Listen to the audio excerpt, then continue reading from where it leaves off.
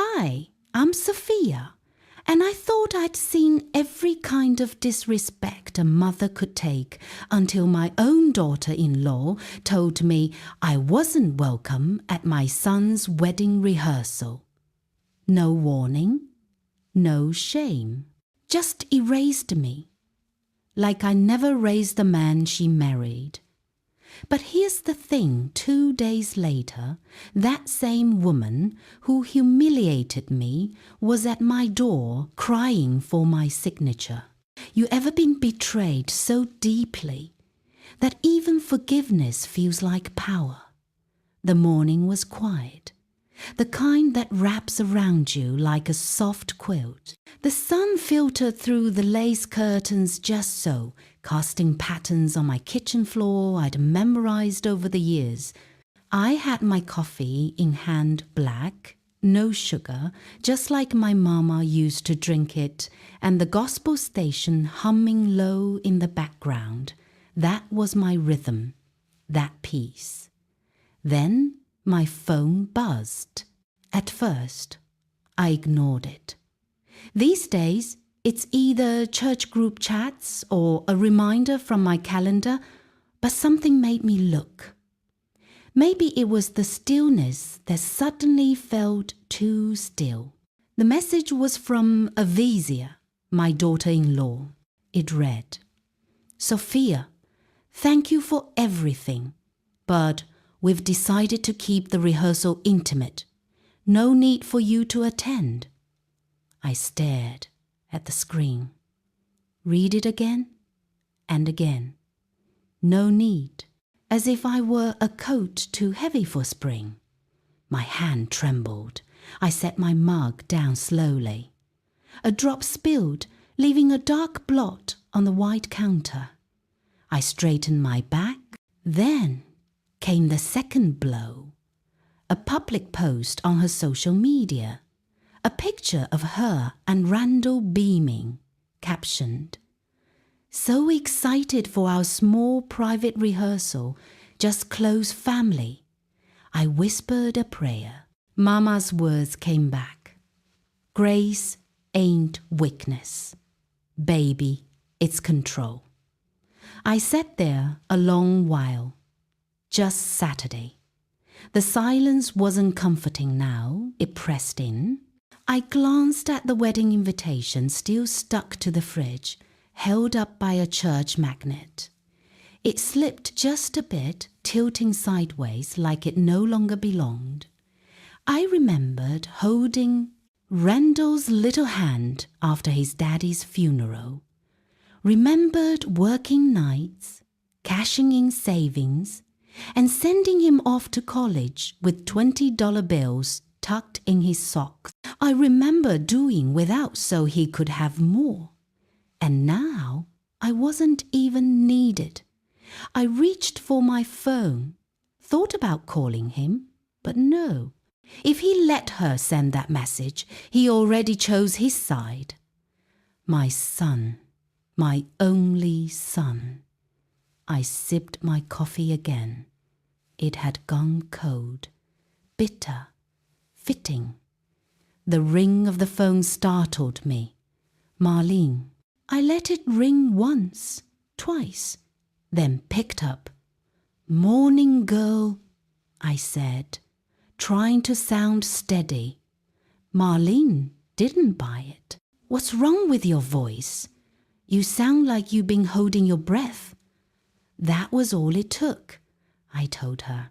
She let out a noise somewhere between a gasp and a growl.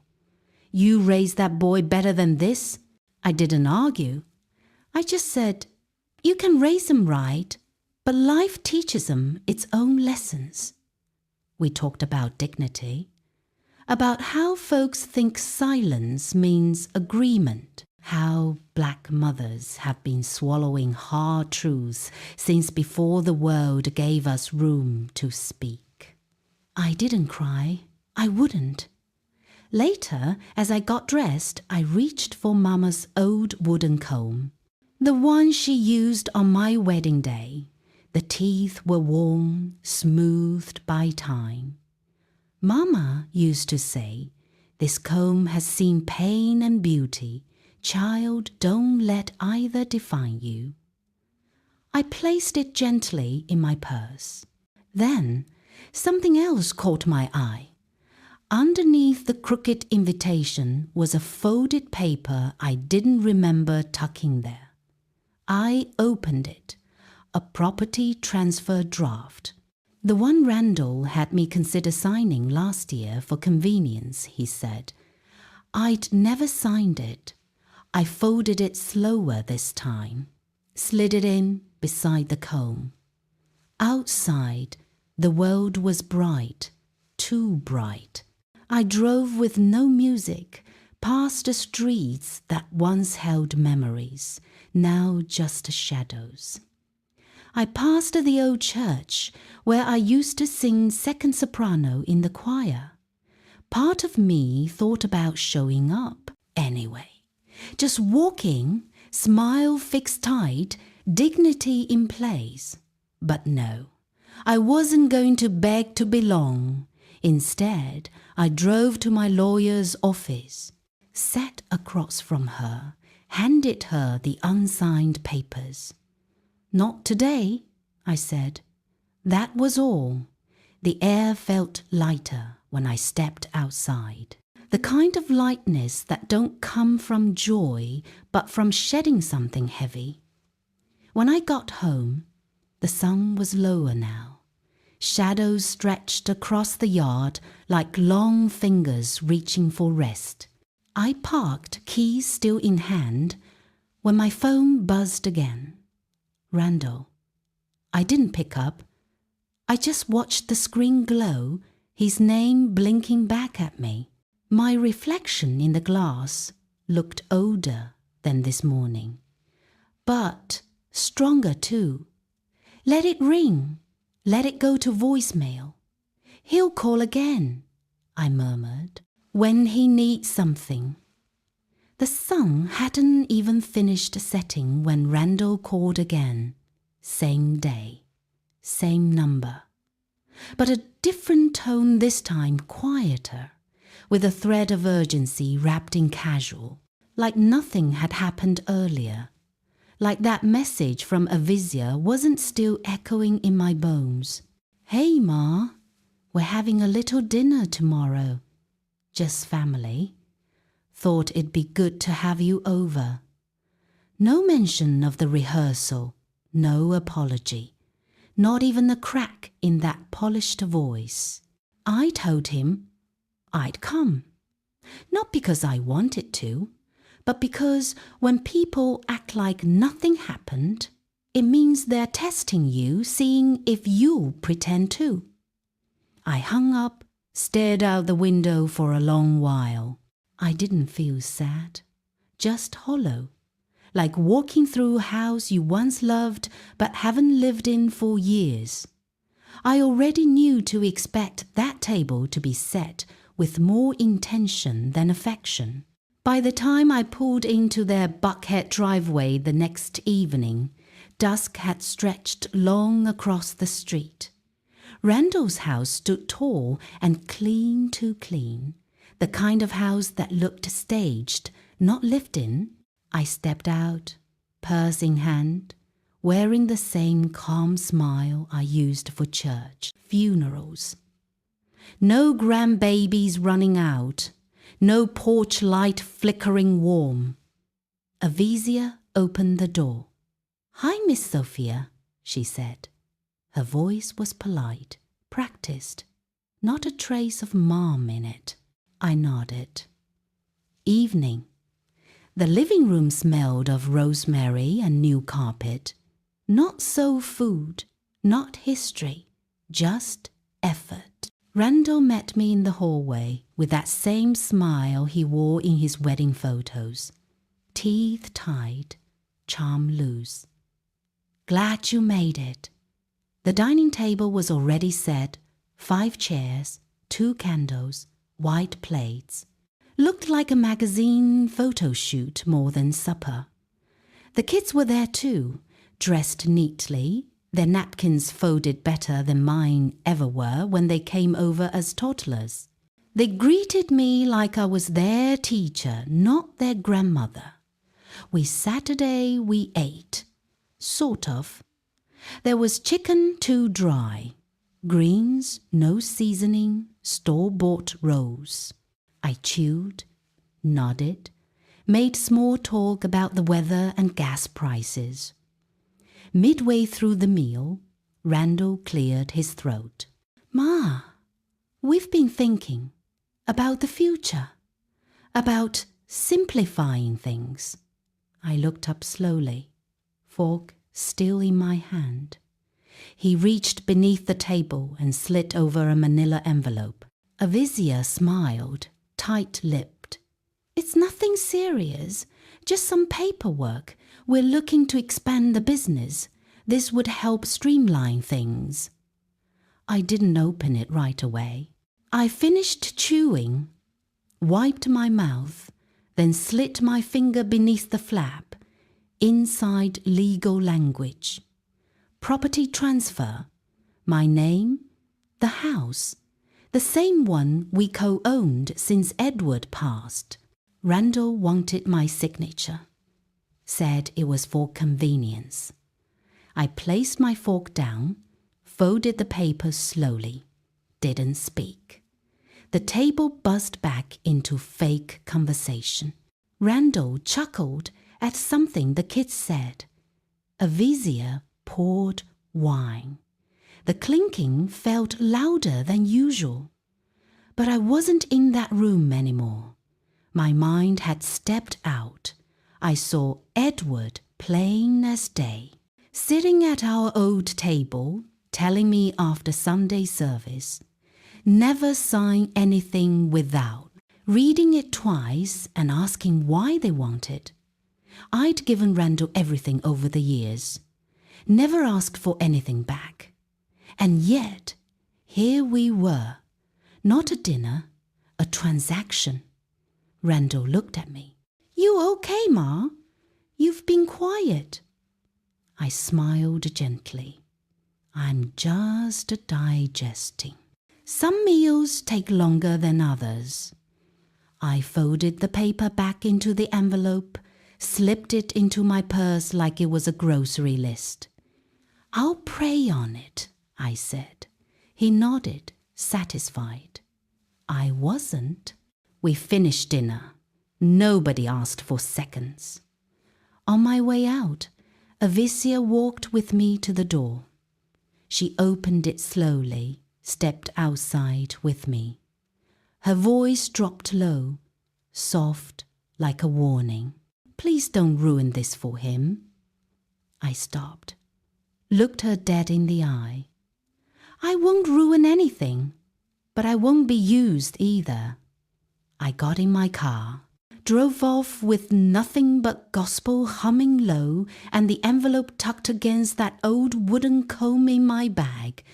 I knew they'd try again. And next time, they wouldn't ask so nicely. The morning after that cold dinner, I sat on my porch with a warm cup of tea, trying to collect the scraps of myself I left at that table. The street was quiet, just the wind playing with the magnolia leaves and the steady hum of lawnmowers somewhere in the distance. I reached for my phone to check the time, and there it was, a group message from Avizia. Rehearsal dinner at 6 p.m. tomorrow. Address attached. Please arrive on time. Formal attire. No. Hi, Mum. No greeting. No mention of me, specifically. Just a cold announcement dropped in a group thread like a flyer left under a windshield wiper. I scrolled up, down, back again. Maybe I missed something. Maybe this wasn't for me. But deep down, I knew better. They didn't even have the decency to uninvite me properly this time. I set the phone down on the table and stared at it like it might explain itself. But silence speaks louder than anything when it's been sharpened by intent. That message wasn't about inclusion. It was about control. I grabbed my sweater and went for a walk around the block. Needed to move, to breathe, to keep from drowning in my own house. As I passed the corner church, the one Randall used to run through after Sunday school, I remembered his college graduation dinner. How I found out about it 2 days after it happened. Back then, I told myself, they're young, they forgot. But now, standing on cracked sidewalk with sunlight hitting me just right, it felt more like a pattern than a mistake. I was halfway down the street when I heard my name. Miss Sophia. It was Regina from 2 houses over, smiling wide, jogging up in her workout gear. I saw the rehearsal invite on Facebook. So exciting! You must be so proud. I forced a smile. Yes, ma'am. It's a blessing. My stomach turned. That was how I was supposed to find out. Through a Facebook post shared with folks who wouldn't know my middle name if you asked them. They didn't want me there. They just didn't want the world to know they didn't. Back home, I sat at my kitchen table and stared at the RSVP card still stuck to the fridge. I never mailed it. Something always stopped me. Now I knew why. I picked it up, flipped it over. In the fine print, it read, Rehearsal dinner limited to bridal party and immediate family. Immediate family. I said the words out loud like I needed to hear them, to believe them. Immediate. Was I not that anymore? I took out my journal, flipped past old prayers, grocery lists, and sermon notes. I started writing. Not neat, not pretty, just raw. My pen pressed so hard, the paper buckled. I didn't cry. But every stroke of that pen cut deeper than tears ever could. Later that afternoon, I called my sister Delilah. She's never been one to hold her tongue. Girl, she said before I even finished explaining, they treating you like an extra in your own story. We talked for a while about how folks think love is something you earn with silence, about how they mistake our quiet for consent. Delilah didn't tell me to fight. She told me to choose. When they don't want you at the table, she said, sometimes you gotta stop bringing the chairs. She was right. I'd been showing up to places where my name was whispered, not welcomed. And maybe it was time I stopped. That night, I was about to power down my phone when a little red dot caught my eye. A DM request on Instagram. I tapped it. It was from Tiona, Avicia's cousin. Barely knew the girl. Could count on one hand how many words we'd ever exchanged. Her message was short. Miss Sophia, I think you should see this before the rehearsal dinner. There was a photo attached and a voice recording. I stared at the screen for a few seconds, thumb hovering over play. I hit it. The recording started with a bit of static. Then I heard Randall's voice, low, casual, too smooth to trust. She won't make trouble. She never has, he said. Then Avicia chimed in, sharp and clear. If she doesn't sign, we make it about family, legacy. Pressure her the way churches pressure tithes guilt. There was a pause, then laughter, not loud, not cruel, just confident, as if they were planning a party, not a betrayal. I sat there in my car, parked outside my own house, hands still on the steering wheel. Didn't even blink. Heart didn't race. It just sank slow and steady, like a stone in water. The kind of quiet hurt you don't show, not even to yourself. I didn't call them. Didn't reply to Tiona either. Some truths don't need repeating. They just sit with you. That evening, I pulled out my old files from the linen closet. Notebooks, manila envelopes, church bulletins stuffed with receipts. I moved slow but steady, like a woman who knew what she was looking for. In an old shoebox marked Edward Legal, I found it. The deed. Original ink, stamped and signed. Me and Edward, co-owners. Ain't no full convenience in that paperwork. And folded underneath, the draft Randall gave me last year. No rush, Mama. Just standard stuff, he said. I never signed it. Something about it felt off. Edward used to say, "Don't ever sign nothing you didn't read twice with your eyes and once with your gut." That night, I didn't sleep much. Just sat with those papers on the table like they were people I needed to talk to. Next day, Randall texted, "Dinner? Just you, me, and Vizia. Let's clear the air." He picked a restaurant downtown. White tablecloths, candlelight, pretty enough to make ugly things look civilized. I wore navy blue and pearl earrings. Not to impress, just to remind myself who I was before they tried to reshape me. When I walked in, they were already seated. Avizia smiled like a hostess. Randall stood up, kissed my cheek. Saturday.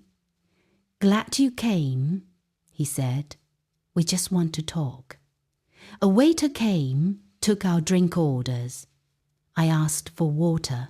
He slid a folder across the table. Same manila color as last time. "This is just a formal version of what we've already discussed." I opened it. Pages of legalese. Sign here, initial there. Then Avizia leaned in, tone sweet as syrup gone stale. "It's either sign today or lose your name on the guest list permanently." I looked at her, then at Randall. Neither flinched. A server passed by. Glasses clinked somewhere in the background. But at that table, it was silent, like someone had turned off the sound. I placed my hands flat on the folder. "If this is your idea of unity," I said, "it was built on something crooked." Randall opened his mouth, but I kept going. "I raised you. Paid tuition, wiped tears, buried your daddy, and kept the lights on. I didn't do that to earn my spot at a table you now think you own." I pulled out the deed, laid it down gently. This is what I built. This is what Edward and I built. And I won't sign away what's mine just so y'all can play house with something I helped pay for." Avizia crossed her arms. Randall looked down at the contract like he hadn't read it himself. "I need time," I said, closing the folder, sliding it back. "You want to move fast. I move with care. That's the difference between you and me." Randall leaned forward. "Mama, if we wait, we might lose the deal." Then maybe it wasn't a deal worth making. I stood up, picked up my purse, smoothed my blouse. Avizia said it under her breath, but loud enough. "You will regret this." I paused, looked her in the eye. No, baby. What I regret is teaching y'all that my love meant I'd let myself be used. And I walked out. I woke before the sun had even finished rising. The house was still, that kind of still where you can hear the walls breathe. I didn't move right away, just laid there, eyes wide, letting the soft hum of the radio fill the room. A hymn played, one I used to hum when Randall was little. I let it roll. No tears, no sighs. Just me, staring at the ceiling, letting the words of that recording replay in my head like a bad sermon. I didn't touch my phone, didn't need to see anything else that might slice me deeper. I walked past it like it wasn't there. In the kitchen, I saw that wooden comb I tucked into my purse days ago Edward's. I picked it up, held it like a prayer, heavy, familiar, unforgiving. I put on my church sweater, grabbed my purse, and stepped out. The wind was cool. I had errands to run groceries, drop off a bill, pick up my prescription. It was routine. It was something to do besides think. At the store, someone called out, "Auntie Harlow?" I gave a smile, the kind that says, "I see you, but I'm not here for conversation." My nod was enough. I felt eyes on me, those sideways glances people give when they know a little too much but don't want to admit they saw too. Not much. A whisper here, a turned head there. I kept walking. Halfway between the post office and the pharmacy, the world started tilting. My breath got short. My knees buckled. I sat. No. I collapsed on a bench near the corner store. "Miss Sophia?" A voice came, urgent. Mars. He must have seen me from across the street. Next thing I knew, he had a water bottle in one hand and a cool rag from somewhere pressed against my forehead. I waved him off, muttered, "I'm fine, child, just tired." He didn't leave. When we got back to my house, he sat me down on the couch. I tried brushing it off again, but he just looked at me with those eyes, curious, patient, sad. So I told him. I pulled out my purse, handed him the contract, and told him about the recording. Watched his face shift from confusion to anger to something that hurt more, disappointment. "They're breaking you," he said soft. I looked away. I didn't want to hear it out loud. I thought of all the Sundays I sat at that family table, swallowing my pride with the mashed potatoes. All the times I kept quiet, just to keep peace. When Edward died, I thought the hardest part was over. Turns out, the real grief came after. I wanted to burn the whole situation down, just to be done with it. I even thought about signing the contract. Let them have it. Let them think they won. Just so I could get some peace. But Mars, he reached for my hand. "Grandma, you built this house. You fed this family. You gave without taking. You deserve more than silence." Later that night, he made us some tea, said he had to head back to work soon. I went into my room to check on the folder, but it wasn't where I left it. My hands started moving faster. Drawer, desk, nothing. I rushed back to my purse. There it was. The envelope looked off, slightly opened, the edge creased. I pulled out the pages. Some were missing. Others had little marks in pen I didn't recognize. I held the whole thing to my chest, then gripped it tight. Someone had been in my things. Someone thought they could rewrite my story without me even knowing. I walked slowly to the front door. The air was still. The night sky stretched wide, quiet. I stood there, contract in hand, and whispered out loud to no one but myself, I will fight. Not for them, for me. The morning didn't ask for permission, it just came. I opened my eyes before the alarm clock even considered buzzing. The weight in my chest hadn't lifted, but something different had settled in. Not peace, not anger either, just a clear line. A line I wasn't about to let anybody cross again. I sat at the edge of the bed, rubbing my temples, trying to settle the rush of thoughts. Then I whispered more to myself than anybody else. I am no longer accepting the things I cannot change. I am changing the things I cannot accept. Angela Davis said that. She wasn't wrong. Mars knocked. Didn't say a word, just handed me a mug of tea, still steaming. I caught his eyes, full of worry but not pity. I nodded. That was enough. At the kitchen table, I spread out everything I had. The tempered contract, the original deed, letters Edward and I had kept tucked away all those years. I snapped pictures of everything, front, back, margins, dates, every little piece of evidence I could use if things got worse. I called Corliss, my old friend and legal confidant. She picked up on the second ring. Girl, what's going on?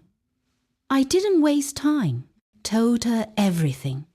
The contract, the edits, the recording.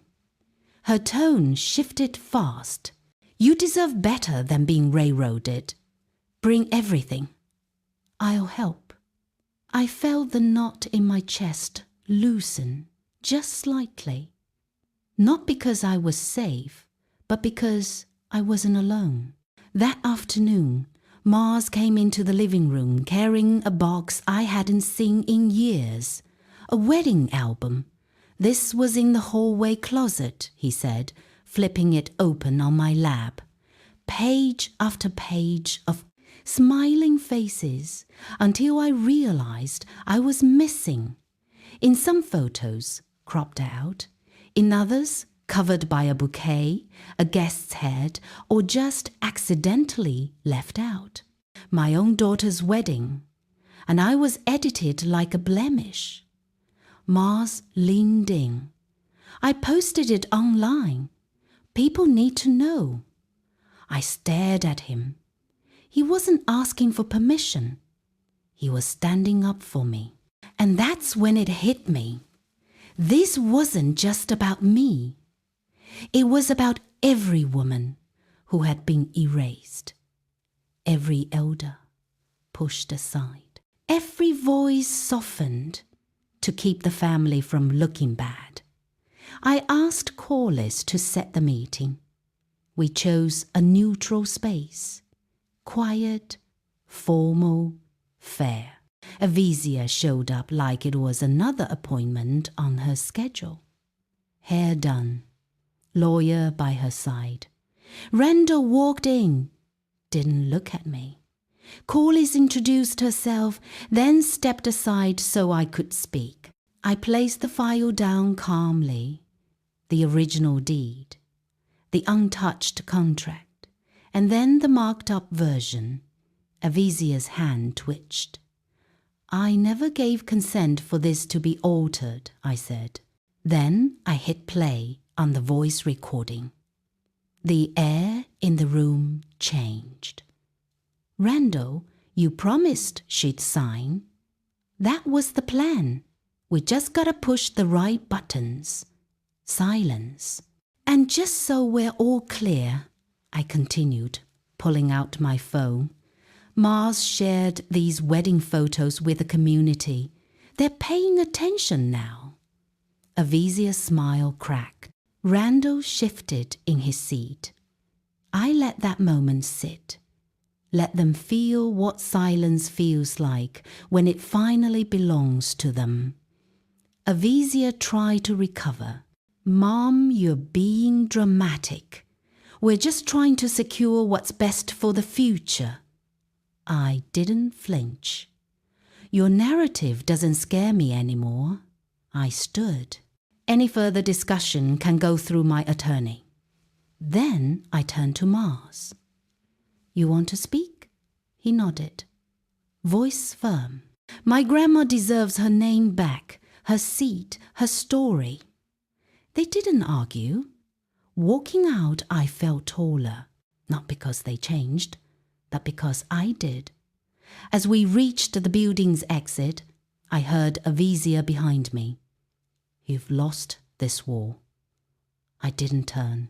Just reached for my phone and hit end on the call. I was faking. Whispered to myself. No, I'm just gaining ground. I woke that morning to my phone lighting up like a Christmas tree. Notifications piled in. Comments flipping back and forth. Articles from local blogs with titles like Mrs. Sinclair Speaks. I sat there in bed, breathing, letting it all land. Mars's post had gone viral. He'd posted the wedding album images along with the truncated contract and named me, "This is my grandmother, Mrs. Sophia Sinclair. She built what they're trying to erase." It spread faster than wildfire in neighborhood groups, church pages, anywhere folks talked about justice. My phone rang without pause, Marlene. Old neighbors, people I hadn't heard in years. I saw what happened. You did the right thing. We're standing with you. I didn't answer all of them. I didn't need them knowing how fast my heart was pounding. Today was for truth, not for defense. By early afternoon, the community center doors were open and people were already gathering. Chairs lined the floor, women in church hats, men with pastors' collars, neighborhood youth with phones. I walked in with Mars beside me, felt every pair of eyes shift. Folks nodded as I passed. They handed me a microphone. I stood behind the table. Documents laid out my deed, the altered contract. With a steady voice I began. I'm not here to beg. I'm here to speak truth. I told them how I'd been erased, how family was turned into a ledger, how loyalty was weaponized. Halfway through, I saw a camera in the back, a journalist streaming the crowd live. I paused, allowed the silence, then kept speaking. The room shifted. Phones were raised. Faces changed. Then Randall and Avisia pushed through the doors. His face showed shock. Hers showed anger. She opened her mouth, tried to talk. You think this is fair? You made a spectacle out of us, she spat. I looked at Randall first. You stood silent while she erased me, I said plainly. Mars stepped up too. This is my grandmother, he told the room. I know her value. Don't pretend you don't. The crowd responded, some gasping, some nodding. The balance shifted. I didn't raise my voice, didn't collapse in sorrow. I just raised a recorder and pressed play. Her voice echoed. Pressure her, guilt works. the line she used to lie behind control. She went silent. Randall looked away. I held out my hand. I'm not asking for your sympathy, just honesty and respect. The crowd dispersed slowly. Some hugged me. Others just walked off with heavy faces. People came forward, relatives, strangers wanting to mend. I felt tired, so very tired, but not defeated. Mars leaned into me, eyes shining. As dusk fell, Randall's name flashed on my phone screen. I let it ring twice, then answered. He asked, "Can we talk tomorrow privately?" I drew in a breath and said, "Tomorrow is your turn to respond, not persuade." Then I hung up and sat back. The battle was far from over, but tonight, truth stood on its own 2 feet. I woke before dawn, heart thudding as if it expected something. My dreams were still echoing raised voices, shifting papers, betrayal. I turned on the lamp and saw my phone lit with alerts. Local news, community pages, church groups all sharing last night's gathering, my voice, the deed, the lies. Comments spilled over. She stood up for her dignity. Black matriarch deserves respect.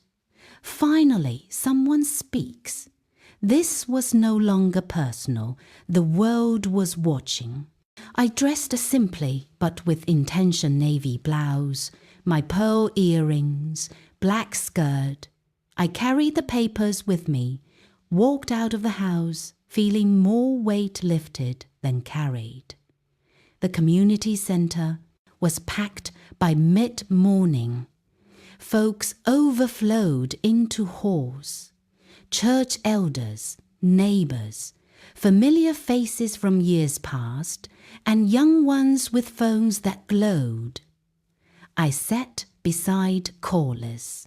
Together we approached the table at the front. She started. She laid out the original deed, the contract pages with holes where signatures had been removed or changed.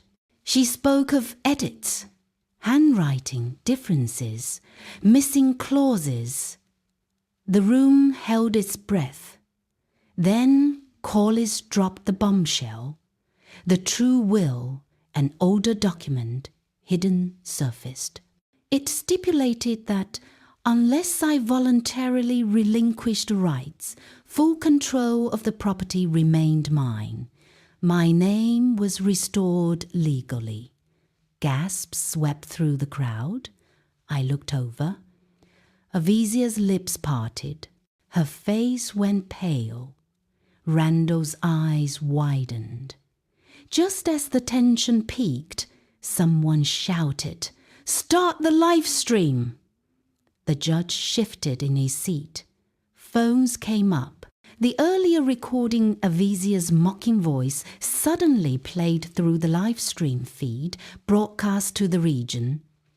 The audience watching watched as betrayal unfolded live. The judge's face tightened.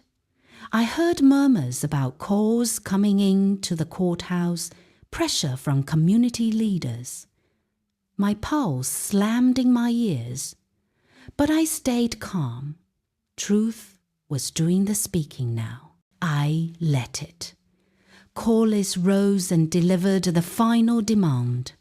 Avisia and Randall must publicly retract their claim, issue an apology, or the contract is void and legal consequences will follow. Silence.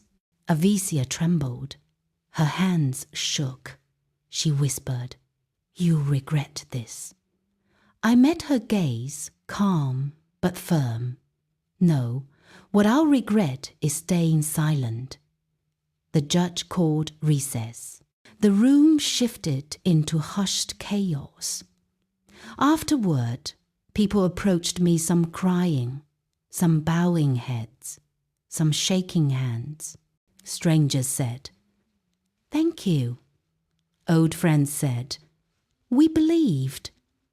I felt each step heavy in my bones but lighter in my soul. Mars hugged me hard. We did it, Grandma, he whispered. I looked at my phone. Messages from estranged family, church groups, community leaders, offering bridges back. But I sat quiet. Victory tastes bittersweet. Night came. Twilight edged into darkness. The phone rang. Randall Sinclair, the display read. I held it steady. He said, Mom, I'm sorry. I want to fix this. I held silence a moment, then said, Actions speak louder than words. And I stayed still, listening.